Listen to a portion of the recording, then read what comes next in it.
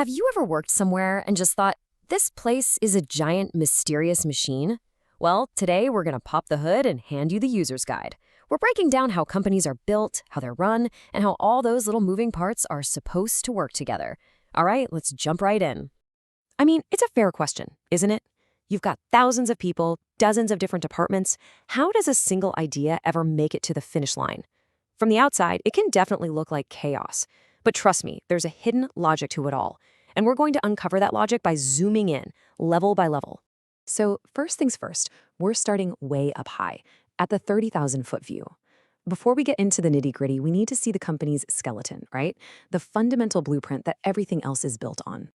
Okay, so when you see something like this, your eyes probably just glaze over. It looks like a tangled mess of boxes and lines. But really, its whole purpose is to make things clear, not confusing. Let's break down what's actually going on here. The easiest way to think of an org chart is like a company's family tree.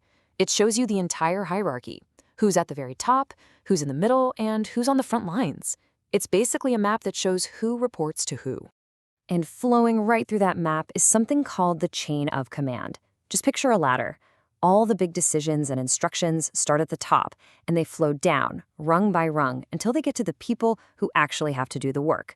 It's the official path for authority in a company. Now, every single manager on that ladder has what's called a span of control. It's a really simple but incredibly powerful concept. It's just the number of people they are directly responsible for. Is it 2 people? 10 people? That one number changes the entire shape of a company. And this illustrates the difference perfectly. Over on the left, you've got Business A. It has a tall structure. See how managers only have a few people reporting to them? That narrow span of control creates a lot of layers. But on the right, Business B is wide or flat.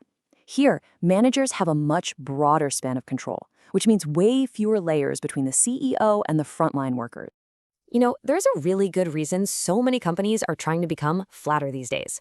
When you have fewer layers, information just travels faster, and it doesn't get distorted as much along the way. That's huge. It also forces managers to delegate and trust their people more, which in turn makes those workers feel more empowered. Okay, so we've got the blueprint, but a blueprint is just paper without the people who actually build the thing, right?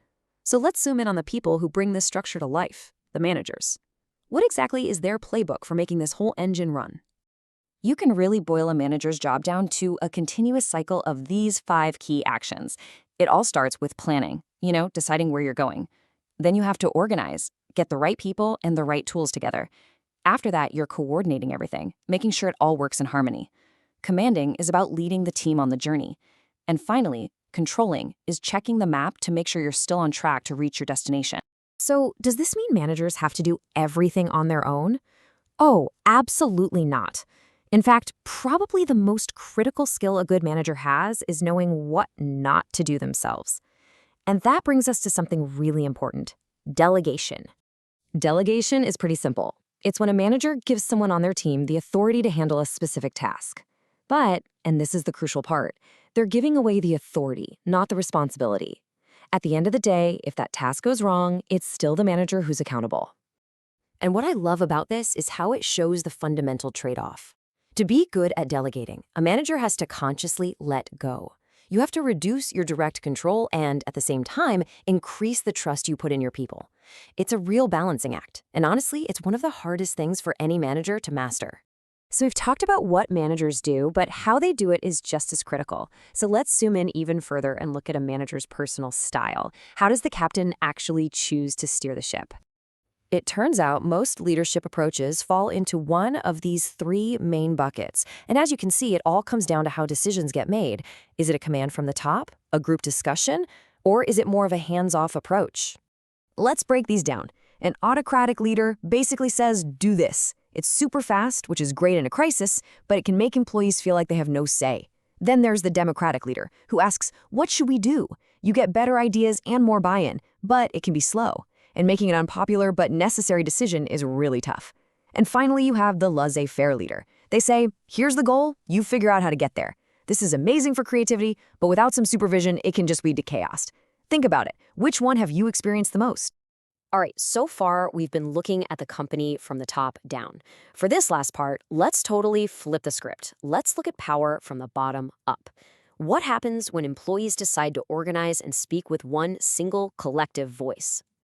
So, what happens when individual workers feel like they're just not getting a fair shake, maybe on pay or safety or even just basic respect? Well, they can join together. This whole idea of strength in numbers is the absolute core of what a trade union is all about. So, a trade union is basically a group that advocates for workers. It's an organization that employees from different companies can join. They pay membership fees, and in return, the union represents their collective interests when it's time to negotiate with employers. Now, for an individual employee, joining a union is a definite trade-off. The upsides are pretty clear. You get a much stronger voice at the table, which often leads to better pay and conditions, and you have a whole support system behind you. But on the downside, it costs money to be a member, and you might be required to take part in something like a strike, even if you don't personally agree with it. And it's a mixed bag for the company, too. In some ways, having a union can actually make things simpler for management. It's way easier to negotiate with one group than with hundreds of separate individuals. But of course, that group can also organize a strike, which can shut down the business. And the higher wages they often negotiate directly increase the company's costs. So there you have it, the four big forces that really define how any company works: the structure, the management, the leadership style, and the collective power of its people. It kind of leaves you with one last question to chew on. In your own experience, at your job, which one of these forces shapes your daily life the most? And what happens when they all start to collide? Something to think about.